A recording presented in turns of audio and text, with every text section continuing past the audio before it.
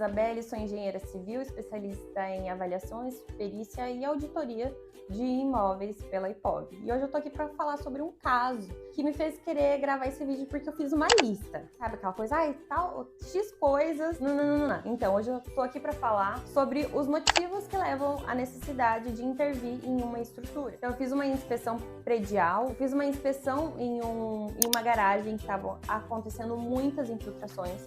É um prédio assim da década de 80, se eu não me engano, e estava bem degradado. E quando foi disponibilizado a planta arquitetônica daquela garagem, e eu fui conferir com o que estava no local, eu respirei fundo e falei assim, vixe, né? Por quê? Porque eu constatei que lá haviam muito mais pilares do que realmente estava ali naquele projeto arquitetônico.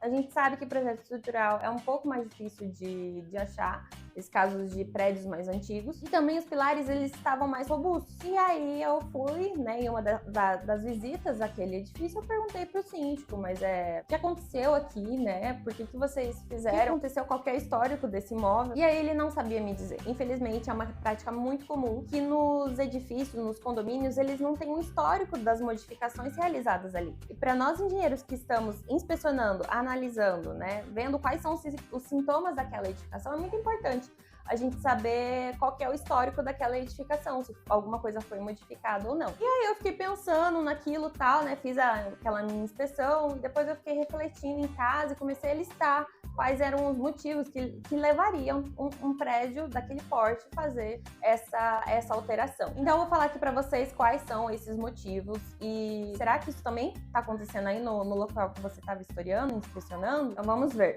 Motivo 1, que é o erro no projeto.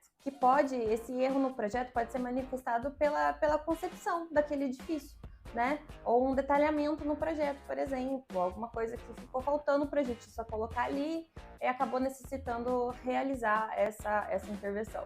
O motivo número 2 é o erro na execução, que também é muito comum. Eu vejo mais erro na execução do que no projeto, hoje em dia, tá?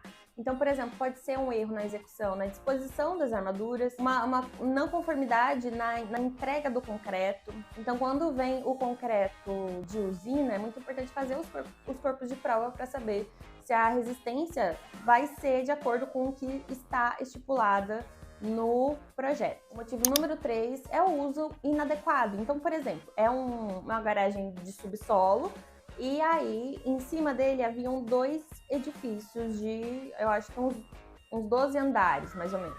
Vamos supor que o projetista, ele recebeu o detalhamento, né, de como seria aquele edifício, que seria um prédio só, ou que seriam 2 prédios de 5, 4 andares. Então, isso pode ter acontecido, por exemplo, e fez com que fosse feita uma intervenção ali. Outro motivo para intervir numa estrutura é a ausência de manutenção. Sim, a ausência de manutenção. Essa garagem, eu fui fazer essa inspeção e já faziam 10 anos que estavam com os mesmos problemas construtivos.